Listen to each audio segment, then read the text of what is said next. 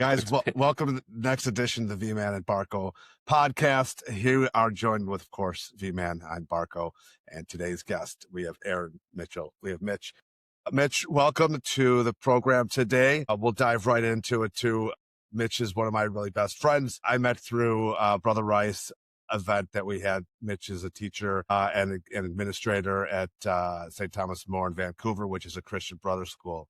And we met many years ago, and we got him on the podcast today. So, Mitch, welcome.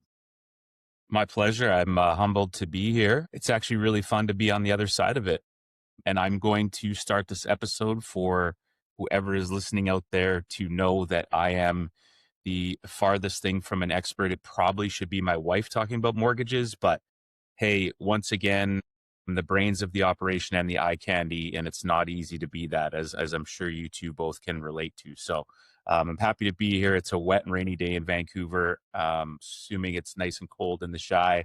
So to be able to break that weather and chat with you guys tonight is an honor. So appreciate what you guys are doing, and looking forward to it. Absolutely. Yeah. Well, and we'll get right into it too. I want to talk a little bit about the podcast soon. But reason we've got our Canadian friend here today is about portable mortgages. I know it's been in the news, and now there's some potential opportunity for portable mortgage here in the United States. And that's something that's popular in Canada. And I thought one way to introduce Mitch to us and to say, hey, let's get a perspective of what that really is like. Are some pros and cons. And even if it does move forward here in the United States, it doesn't mean that it's going to happen with every lender. And there are a lot of different things like how our mortgage-backed security system is based on our mortgages. It does bring up a really good point and interesting conversation piece. Portable mortgages, what are they? Man, can you tell us a little bit before we ask Mitch his opinion, just so the audience to know, tell us a little bit about what portable mortgages are? Sure. Mind you, they're so new that no one is an expert on them. They're still researching and investigating them here in the States. So with that said, I'll tell you what my interpretation is. You're living in a home right now and your rate is 3.5%, and you want to sell that home and buy another home, you can port, that's why they call it a portable mortgage, at 3.5% into the acquisition of your new home. Now, I don't know the rules and regulations. It sounds great in theory, but I can't comprehend it on how it can work, because you need to pay off that other mortgage in a normal world, in the world Barko and I live in here in the States, before you can go out and get another mortgage. So I'm really interested to hear Mitch tell us about what's going on. He probably has more experience in it than us, but basically keep your current rate. Instead of going to 6.5, keep that 3.5 and buy a new house. You got it. Yeah, to a degree, that's how it goes. And Mitch, you guys, I know we've chatted because I've been out there once, and we a little bit about your different places. What has it been like when it comes to purchasing your homes? I remember you talking a little bit. I think this is before I was actually in the mortgage industry to even really put it in perspective. But I remember you telling me about the 5-year ARMs and how it works over there, and that's essentially more on what it is. I think it's a 5-year ARM a lot of times, and then if you happen to move within, the time frame of you still having that mortgage, you can actually take that mortgage and apply it towards that new home. So you tell us a little bit about that experience. It's been interesting here. Like I said, we've only owned 2 places as a couple. Our original place was a condo in New Westminster, which is about 45 minutes outside of Vancouver. And for those that don't know, your dollar doesn't go very far here in Vancouver. So it's the market is very high. We now live in Vancouver, but we do not live like Vancouverites. We live in South Vancouver. We live in what's called, we have leasehold land. So the city actually owns the land. There's about 47 years left on the lease. So for where we are and what we were able to get, we have a 3-level townhouse with 4 bedrooms. It's renovated. It's older though. It's from the 80s. We've had a couple things where we've had to redo all the pipes in the driveways and things like that. So there are some things like that. But in terms of what the market value is and what things for sell in our neighborhood, they sell for less. But that also means when it's time to move on, you're going to sell for less than what the market is saying. But I mean, what we have, we wouldn't be able to afford probably unless we crossed a couple bridges and got out of the city. We're 25 minutes max from the airport. We're 20 minutes to downtown. So that's kind of our situation. And some things have come up. So when we decided, like we had a son, and so we had a 2-bedroom den, and we just needed more space if family was going to visit.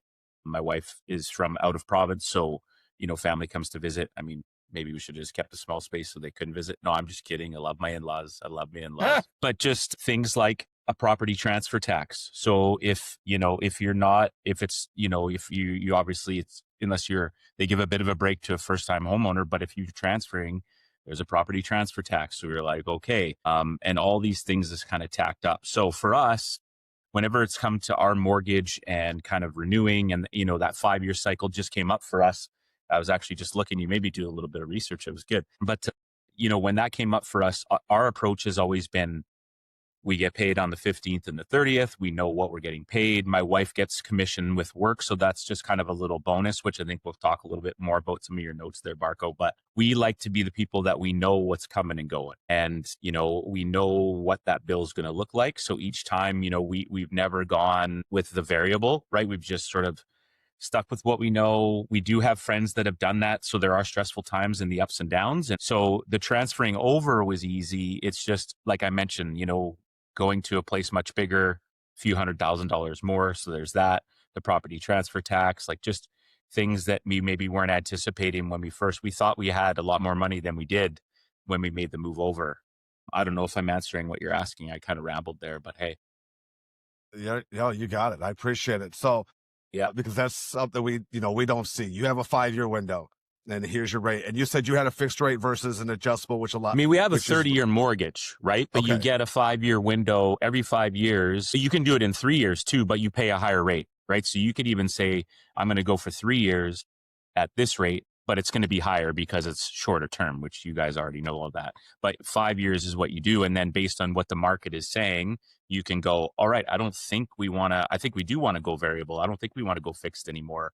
Can we change that? And then you can go on that rate, but then you're riding what the market is telling you, Yeah. Mitch, how do you transfer it though into the purchase of a new home?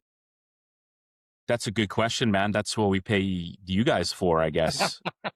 I mean, that's the thing, right? And that's what I think that was one of the things is we thought we had X amount of dollars, but then when we started crunching it was okay. Like we bought it for this.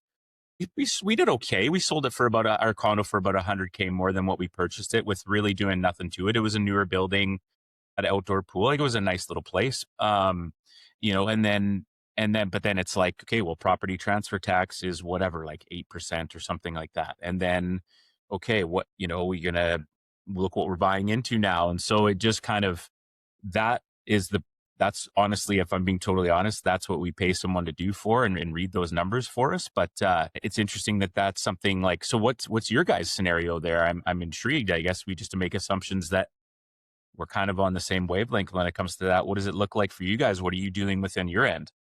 Yeah. So when it's a 30-year mortgage, it's a 30-year mortgage unless you do something about it. So if it's a fixed rate, like that's it. So people can, if people got a 3% in 2020 to 2022, that's their, I was talking to a buddy in Florida the other day. He's like, I got a $1,200 mortgage, Barko. I'm like, good for you, dude.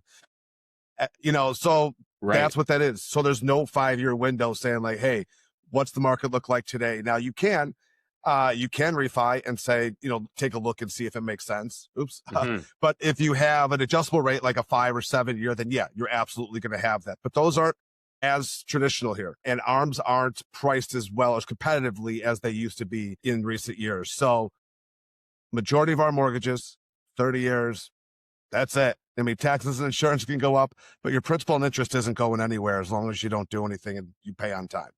In addition to that too, Mitch, you should know, like in recent, not years, but even a decade or so in the States here, the lenders in the States and the investors in the States, they don't want to see you get a 3, 5, 7, 10-year adjustable rate mortgage. So they price the 30-year fixed rate less than that. Now, back in the old days, when I was a single guy and had a condo in downtown Chicago, I had an ARM, an adjustable rate mortgage, and it behooved me during that 3 or 5 year term. But now, if Barko and I were to price it out, an ARM versus a 30-year fixed, 30-year fixed is better. It doesn't make sense because It's not supposed to. The ARM is supposed to have a more favorable rate. One more thing I wanted to mention, you mentioned the transfer stamp tax. I just want to give you an idea here to let this sink in. You know, everybody brags about Florida and Tennessee and Texas and Arizona because there's no state income tax, right? Yeah. So if you do a refinance here in Chicago, your closing costs, including the transfer stamp tax, are about $3,000. That same refinance in Florida, it's about $8,000. So the state of Florida is making up that lack of state income tax elsewhere. I know they have a lot of resorts and hotels and amusement parks that brings them in a lot of income, but there's other things like buying a home or refinancing a home where we thought Cook County was the worst in the whole country. Well, in Florida, to buy a home or refinance it, it's way more expensive than even Cook County, Chicago, Illinois, which is high to begin with.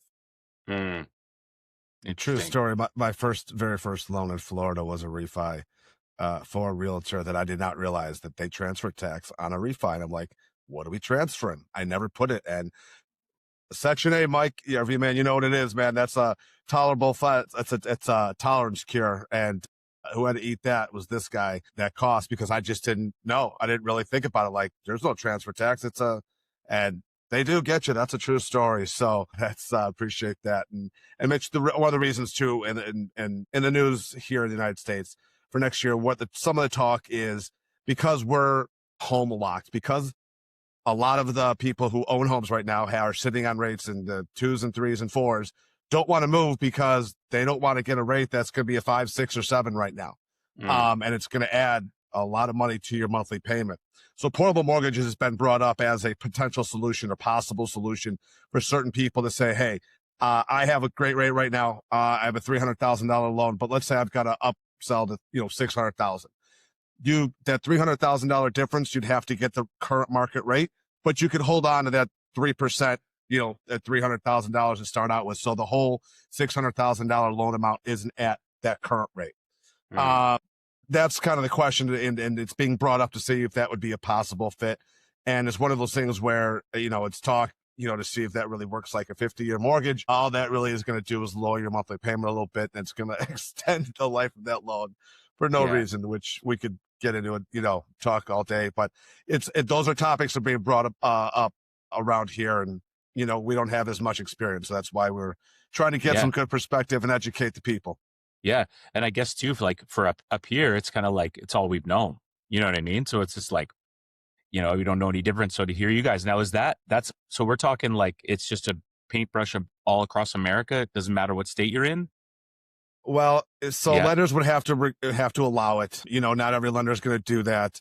But, I alluded to it a little bit earlier, but our entire mortgage-backed security system, like our loans are packaged and sold off in different coupons, different ranges, and sold off to investors. And if they don't have a guarantee of a 30-year loan, they're not going to continue to invest. And it'll be tough for all those investors who've already, invested in 30-year loans now are to completely switching. So I don't think it's going to be a complete switch. I don't think this is an overnight thing. If it really happens, I think what may happen is a couple banks may decide to open up and say, hey, guess what? We are offering these types of mortgages. You're going to be charged probably a higher rate. And maybe within a certain system, you're allowed to do if that loan maybe makes sense for you. I don't see as a wide sweeping change in the system. There are some other stuff I think that next year we may see when it comes to our mortgage side. I also think these are sometimes test balloons and to see kind of how the feedback is, but it gets us the conversation going. So there is an issue though, people not wanting to move their homes and really trying to turn that inventory over is something that we are trying to fix. So it's just that old school sort of like, like our parents all retired on their homes kind of idea. So they just sat on it, paid it off, and then whether the market got better or not, they were at least had something to fall back on. Is that kind of what you're, referring to in that sense? Whereas for us, like the market seems to be so up and down, and it got so high at a point where it's like, I don't know what young people are going to do in the city anymore. Like these people are going to have to live in their parents' house till they're 30, 35. Like honestly, being a high school teacher, these kids are nervous. Like at 1-bedroom condo, 500 square feet, you're looking at 350, 400 grand, like just to start. It's like, what are we doing? Right. Well, Mitch, here's some facts that go along with what you said. I just saw them recently I might Yeah. not be exact right now, and I don't want to look it up while we're talking, but 20 years ago, the average age for a first-time home buyer was 28. Yeah. It's 42 now. Wow. Nobody can afford it, like you said. So the Yeah. first-time home buyer is 42 years old, and the price went from 200 to 450, the Yeah. average. So that just it just validates what you're saying right there about you don't know what's going to happen because prices are getting crazy and interest rates are so high. How do you like that statistic? One more thing, Barko mentioned how the investors want to be guaranteed X amount of money for 30 years. Well, I don't know what year this went away, but a long time ago, because I had half a dozen rental properties in downtown Chicago, if you paid your loan off early after 5, 10, 15, 20 years on that 30-year mortgage, they hit you with a penalty. The penalty. Yeah. Yeah, prepayment penalty. So I don't know what year. Barko, we got to research that, find out what year prepayment penalties went away with Fannie and Freddie. So now you just have to make 6 payments. After you make 6 payments, there's no prepayment penalty, which is pretty Okay. cool. But how That about is that? solid. You save your money, you get out of your mortgage early after 20 years, and they hit you with a prepayment penalty. And it was substantial too. Yeah. Ass Crazy. backwards, right?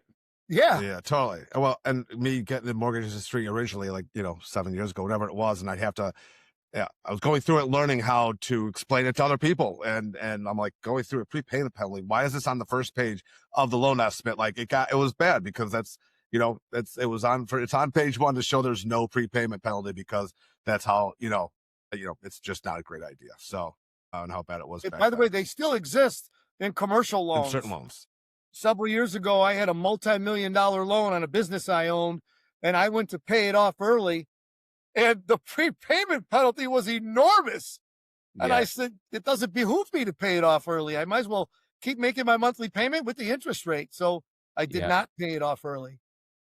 And have they still, even though, the mortgages and home buying is going up, is rental going up? Because rental here is freaking crazy too. It's like, okay, I can't afford to buy, but what's like, people are really crunching numbers because it's like, it might as well just dive in because, the rent is so crazy in the city as well. I don't know what it's like for you guys. Like we just had a buddy move from Alberta. He got a head coaching job at one of the universities here, and him and his wife and his daughter, it's like $4,900 a month for the top floor of like a house. And he's just like, he's like, what am I doing? Right. So it didn't go as far because in Alberta to BC, what he can get in Alberta as opposed to here, it just doesn't run as far. Right. So it's not easy. Barko, you know that rental market better than most. Yeah. You live in a very, very hot neighborhood in a Sure very does. hot, the hottest ballpark in the country. So tell us about the rental market. This guy's the mayor, And man. it's only $65 more a month than Downers Grove. It doesn't matter. Like, that's a true story. So, Really? Train access. Yeah.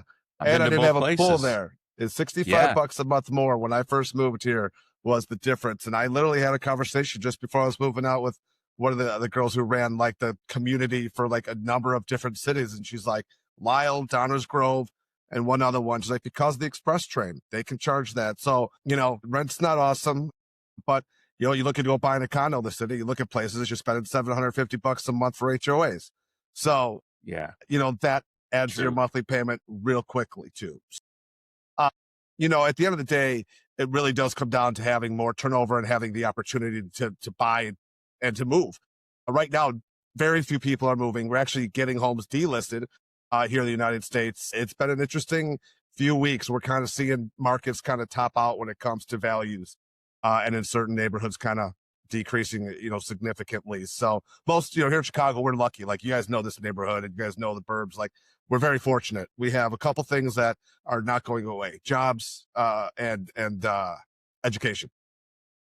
We have the suburbs, the family. Like Chicago is very fortunate being able to be very well located, and I think we're going to be fine with the market wise. Everyone wants lower rates, but what's going to happen if rates do go down a bit in 2026? That means more people are coming in the market. That means more competition for that house. At the end of the day, like I've always tried to let people know, is like when it makes sense, just be prepared, and when it makes sense, Yeah. be ready for it.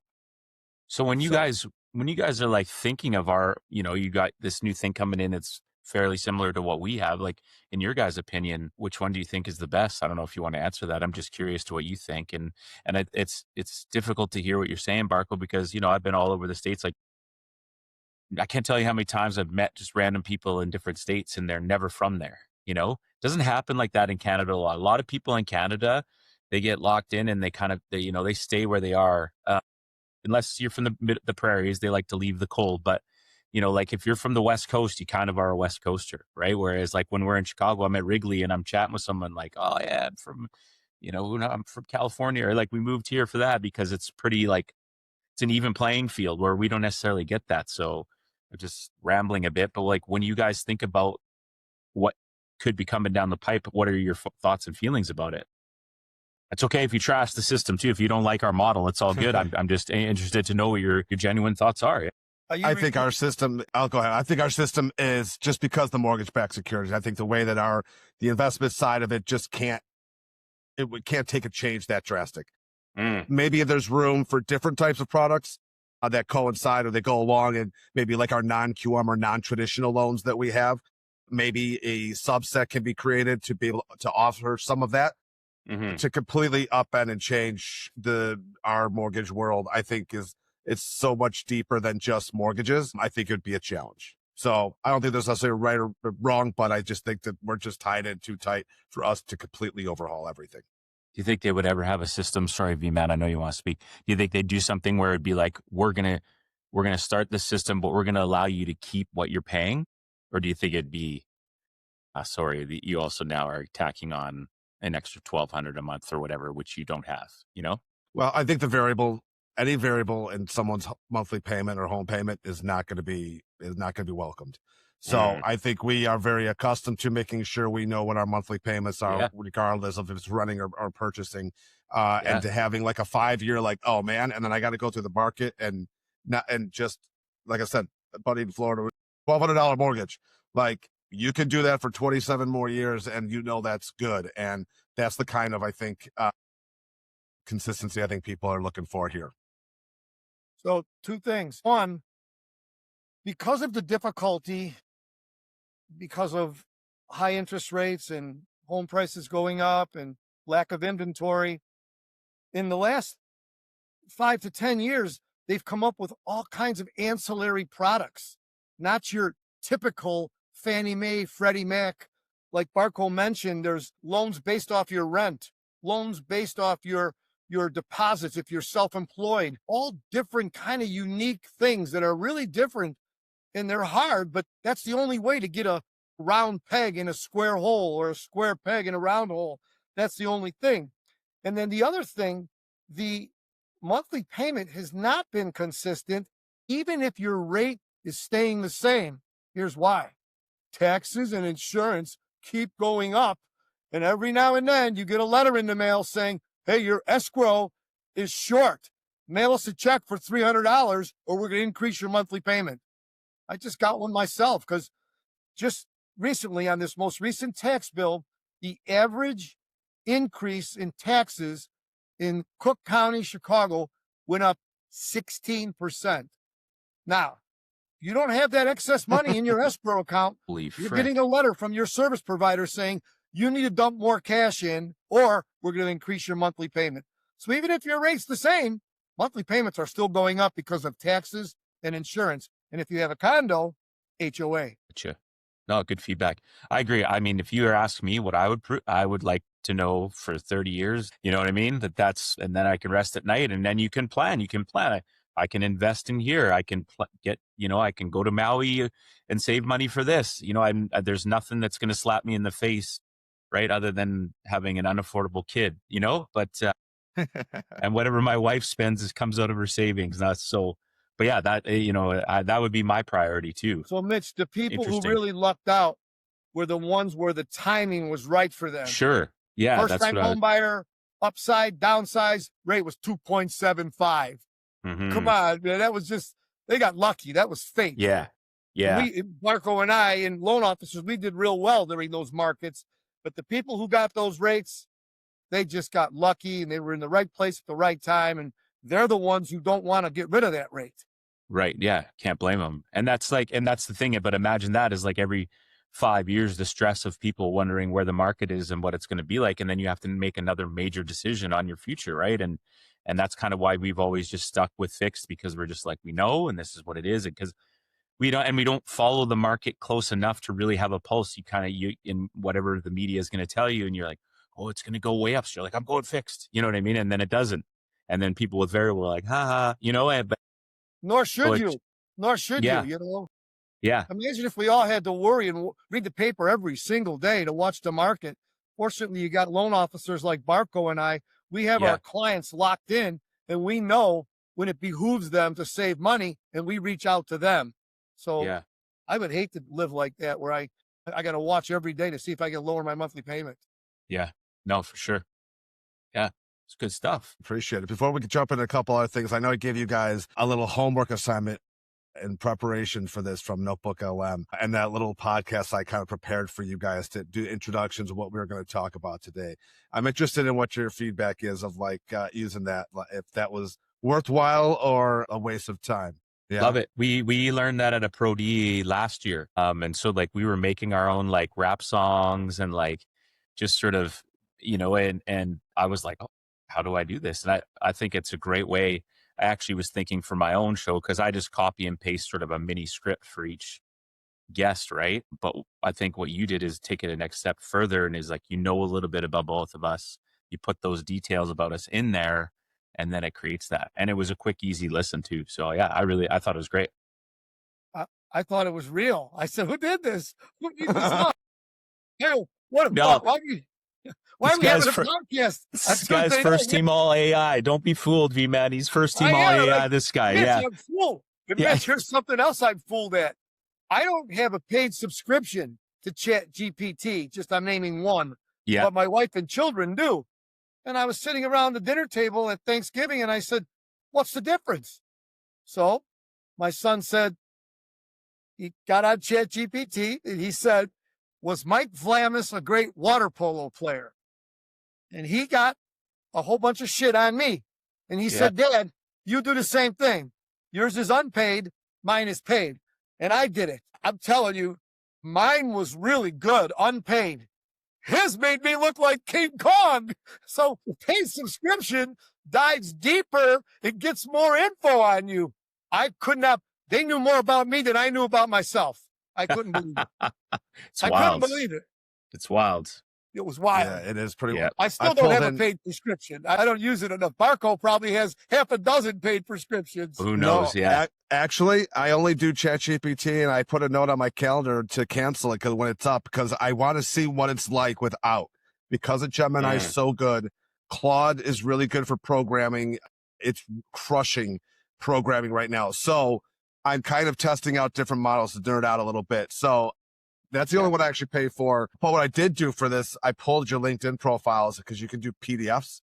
You can just download a PDF from someone's profile. So throw it in there. And Mitch, like, honestly, man, like I was kind of thinking of like if I was still teaching and what I would be using Notebook LM, like put all of your homework in here, put a notebook for each class, dump in your assignment every day. Like, here's my quiz that I got wrong. Like, give me the flashcards. Like, man, I would be all over that. I know it's got to be a little different in schools, since we all are in the education world, and Mount Carmel guy, obviously, my V-Man's all connected. So like, how are you guys using AI in school and encouraging, or also making sure you still have to learn the original way to do things? How are you guys tackling that at the school level? Challenging, man. I think you've got maybe three sides. You've got the young teachers that they know it. They're not afraid of it. They're diving into it.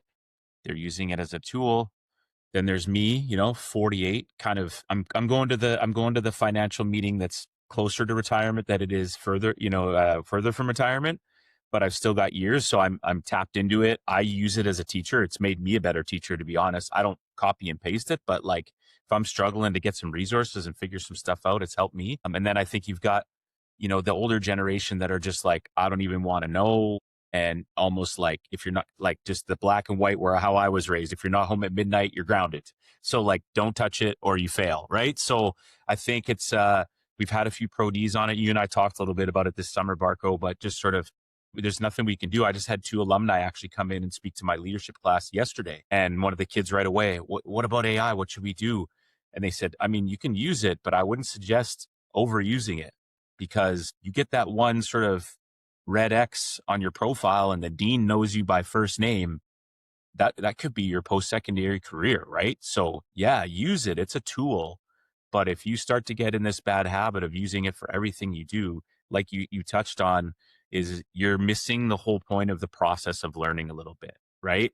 So I understand the fear of it. I understand young teachers diving right in, but I also understand the importance of writing out a paragraph and having a topic sentence and having face-to-face communication skills and all those things that I think is more important when you leave high school, right? What am I going to do? Am I going to sit here and pretend like I never cheated and from K to 12 and post-secondary?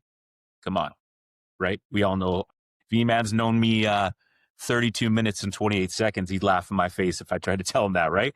So I think it's education. It's an educational tool. How you have to teach the kids how to use it appropriately so that they don't end up doing something that's going to harm themselves, right? I'm A listening funny story. to you. I love your Yeah. answer. I love your answer. Yeah. I couldn't say it better myself, because I don't want to diminish my own mental capacity and my own ingenuity and my own thinking, although I do need help gathering it and putting it on paper in proper form. So you're right. You got to balance it 100%. I think you have to balance physical activity as well. Absolutely. You can't just go on a machine and let it do the work for you. You got to go do things on the ground or in the water or in the air. You know, the kids are becoming soft mentally and physically. Now, I'm not saying they shouldn't use it. I like what you said. There's got to be a balance to it. But if you go too far one way or the other, you're going to become too weird or too soft. You got to balance it. You got to do both. I'm one of those people who are older, but I embrace it. And I'm trying. Thank God I got Barko as my partner, because he's teaching me. He's so patient with me. I don't know shit. I know people. I know how to walk, talk, and chew gum. Okay, you know, Barko. He helps me with the IT stuff, man. That's good though, but that's what it's all about, right? You've probably mentored him in many ways when you were handwriting files back in the day, and like think about your career and all the things, the touch points that you've had, like the changes that you've seen in your career, like crazy, right? Like to the point of where nowadays, like, do you even need a realtor anymore when you can just go online and see all these amazing professional photos and everything? I mean, you do, but you know what I mean? Like the things that you've seen. And so I think it's more important for these kids to know it's a tool, but like at the end of the day, you're going to have to sit down in a room in front of people with a nice outfit on, and you're going to have to present yourself, and you're going to have to speak well, and you're going to have good body language, and you're going to have to make eye contact, and you're going to have to be uncomfortable and sweating while you do that. Like there's no screen and there's no typing that's going to hide you from that. So great.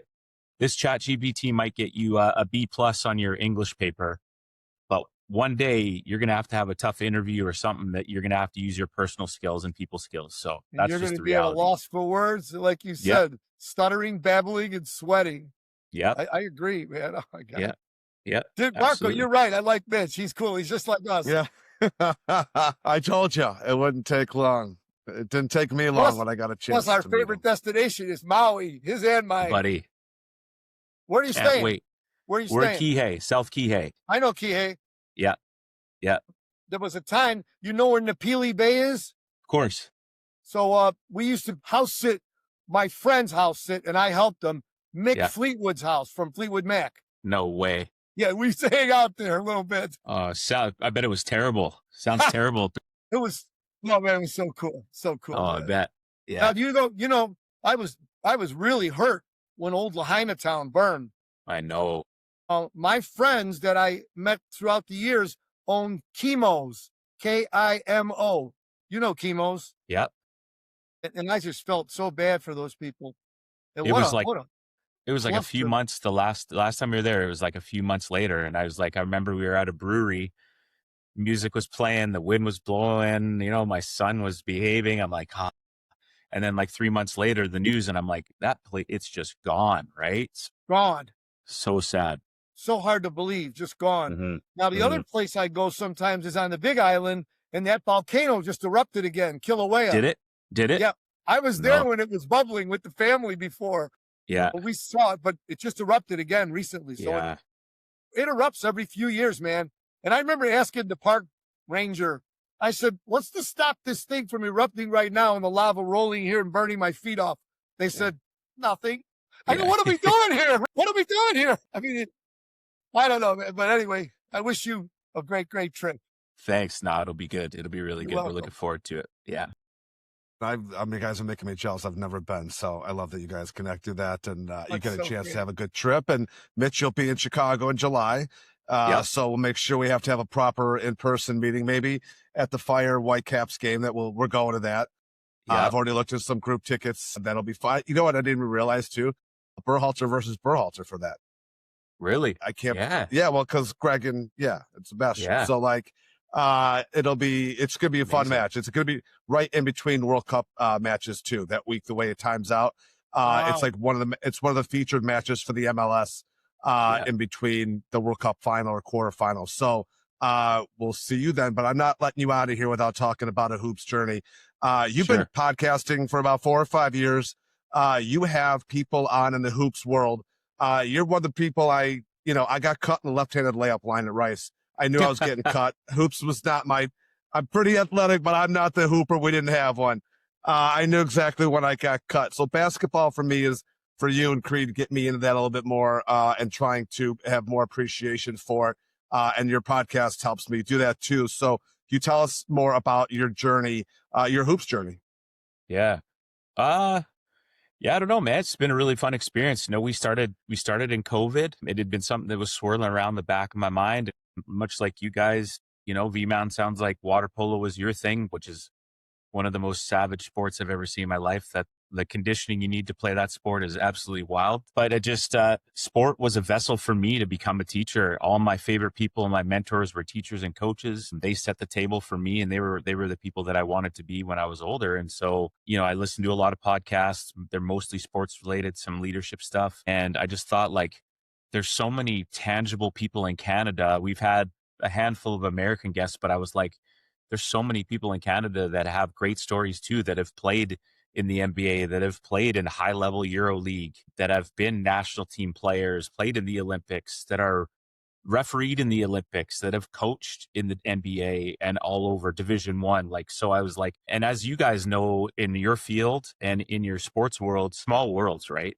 Like, we think it's big, but it's one person who knows one person. And then if you just do a good job and represent yourself well, things have really spiraled. And so, yeah, we're 173 episodes in. We've got 2 recorded. So after in the new year, we'll be 175. We're going bi-weekly. And, it's also been a real good experience for me to learn as an extrovert who doesn't shut up to be quiet and listen. I've really worked on my listening skills. And like we talked about offline before, if someone's ranting for 10 minutes on a story, and there's a point that they made 2 minutes in, and you guys too, when you're trying to meet a new client, like, you have to be welcoming and present yourself well and let them be heard. Right. And so it's the same skill set. It's what we were just talking about, V-Man, with those skills for these young people. And it's just been a really fun adventure. And I've, met and got to know people that I never would have imagined. We just had some girl who plays for Minnesota in the WNBA. She's like their second leading scorer, like just an absolute stud. And, and she was hesitant to go on, but it was a connection of mine. One thing we try to teach the kids is life's about relationships, right?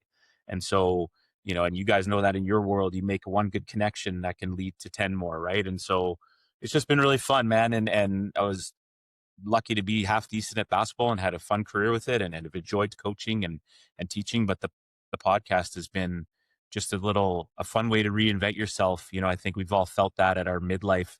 It's like life becomes a little routine, which is good, but you kind of want to keep it spicy a little bit, and something that's new and adventurous. And so I still get excited, like when I have to record an episode and finding the time to juggle that and make it work and all those things, and still be a good dad and still be home for dinner and whatever it is, so it's a fun little challenge. I'm really, really enjoying it. Yeah. I love that. And don't be so modest, Hall of Famer.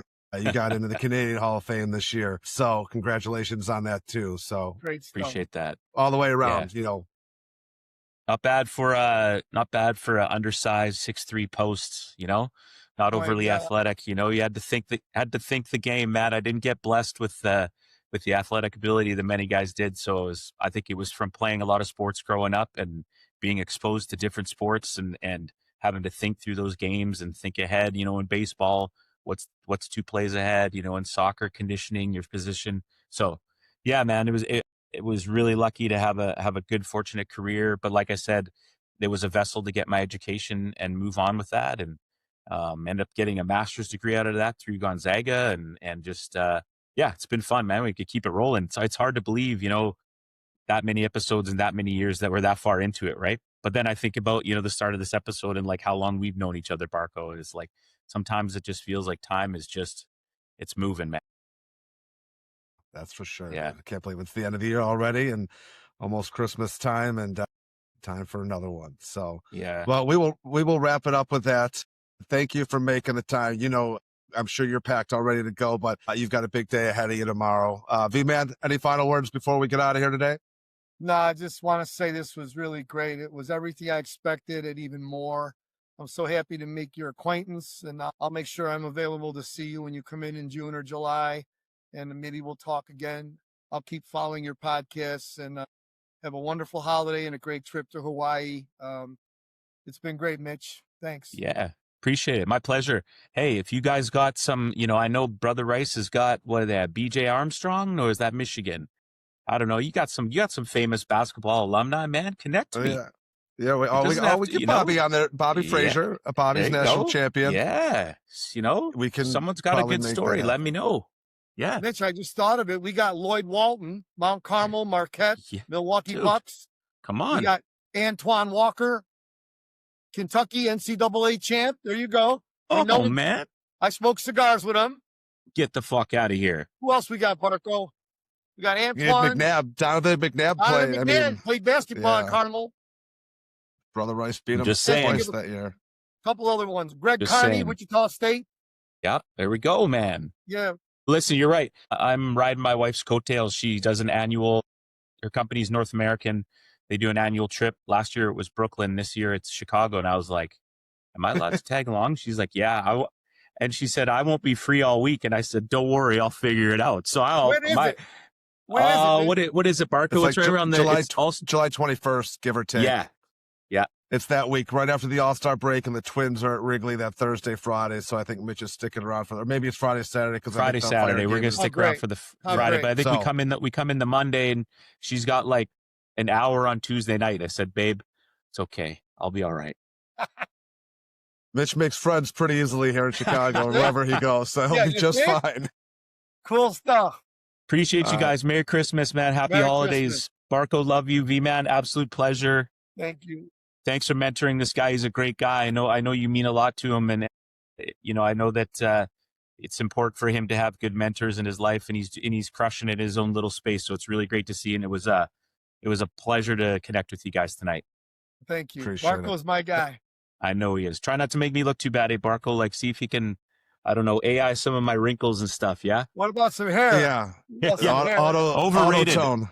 V-Man with a face like that, who needs a hairline, brother? Come on. You always wear those water polo caps. You never could see my hair anyway. Yeah. Take care, boys. Peace. Thanks, See guys. ya. Good night. Thanks. Bye. You bet.